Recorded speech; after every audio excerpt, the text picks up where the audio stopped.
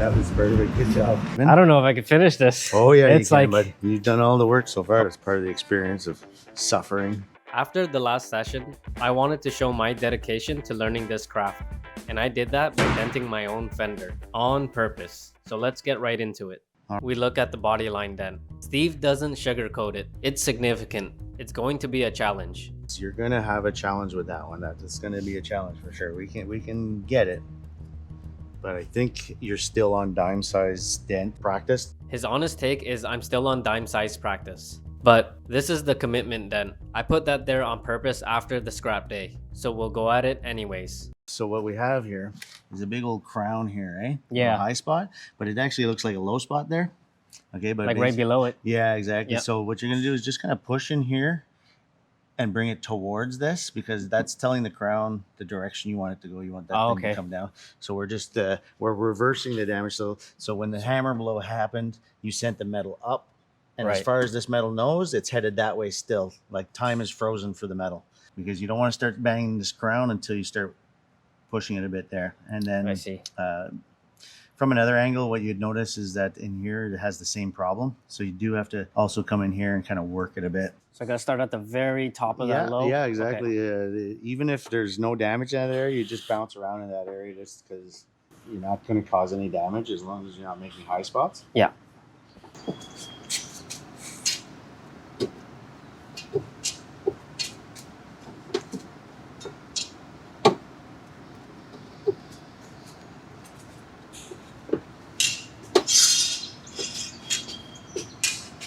Already, I'm going into my first battle. It's trying to get into a position where I'm comfortable, where I can still see the reflection, and I can work the dent, all at the same time. All right, so for me now, where I think, like I think you kind of have an angle where you're looking straight in there, so you should be able to see this, but you see how it's like top of a triangle here? Yeah, it looks like it pinches there. Yeah, it's time to start working the main dent now. Okay. Yeah. This is where you want me? Yeah, a little further back. Back. And I mean back by further, like forward. That way. Yeah. Back of the car, front of the car. Higher and lower, I guess. Okay. Come to the front more. More. Higher. Right there. Money shot. That was it. Bounce around that area. You're in the zone now. I'm in the zone. See, I'm not seeing that. Like. Right. Well, because you released so quickly that you lost your tip, but your last spot was right there. That was your money spot. So now the shadow's down below it a bit, and you're just trying to bounce around those spots. We're gonna work that crown out next. I was used to reading dents on flat areas. This one's different. There's a break in the reflection right where the body line is, and that break is what's messing me up. Yep. Yeah, exactly. Yep. So now, if I were in your position, I'd be aiming for right there, this area in general. Now, you're just kind of jumping around and loosening these crowns. Yep. Higher. A little bit higher. At this point, I can tell I'm not ready for this. Thankfully, Steve's here guiding me, because solo, I don't think I'd get through it. Yep. Money shot. Right there. Stop. Then we flip the light. The whole dent changes. All of a sudden, it looks like something I can actually finish. The only problem, I can't work it from behind in that setup. So I use it as an opportunity to knock the crowns down. We knock the crowns in, switch back to the original side, and it almost looks done. What's left is basically picking up all the micro lows and cleaning it up.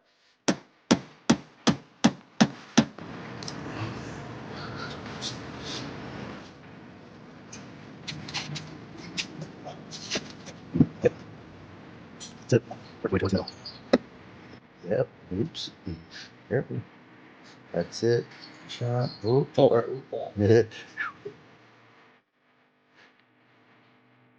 Also, I think I should have removed the liner fully. Yeah. It's just another factor to fight with. Yeah, that's a good point. That's part of the experience of suffering. Yeah. I think I'm kind of stuck here. I kind of see What do you want to do? around there, Yep. and then I see like some All right. texturing in this area. Yep.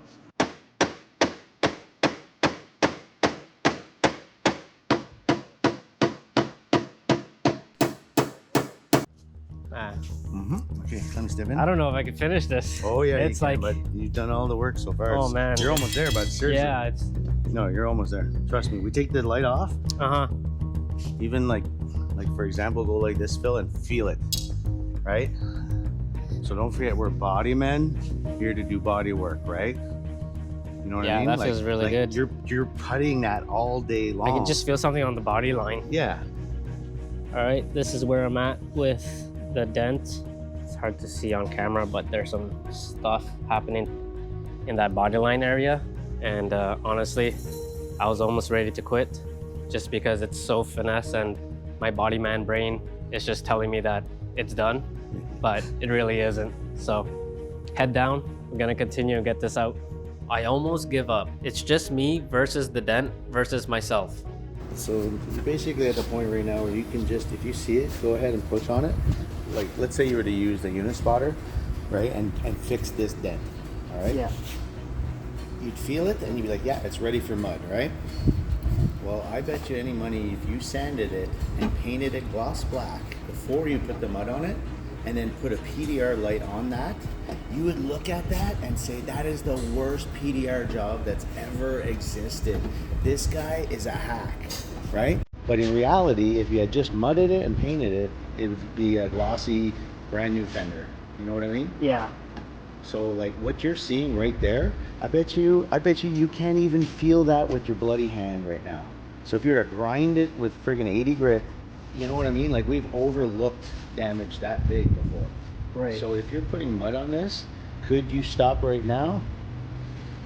Maybe. After Steve's encouragement, I felt a lot better. I was ready to finish the last 10%. And eventually, I get through it. All right, the dent is complete. I'm really happy with the way it turned out. There's obviously a few things that could be a little bit better, but for what it was, I think really good for my first one. And let's see what Steve rates it. Turns out Phil is a very capable potential dent tech. The dent's excellent. He's being fussy, and that's a sign of a good dent tech. He fixed this dent beyond what he needed to. We could have block sanded that a long time ago, but he didn't quit. First two dents, especially the top one, that was complicated, body line dent. I gotta give you a 9 out of 10. And the one coming off that is maybe because it took you 2 hours. The hardest part about that, honestly, is getting into the right positions and being able to stay in those positions, even though of how awkward they are. And then not only that, being able to work in a very precise manner because we're just picking up all these tiny, tiny little orange peels. And that's definitely the hardest part of PDR for me. Okay, hope you learned something. Bye. If you want more than the clean YouTube cut, I've got a channel membership where I'll have monthly Q&A of members' projects and questions, plus exclusive footage. Sessions like this one in full, longer and less edited. Join if that sounds useful.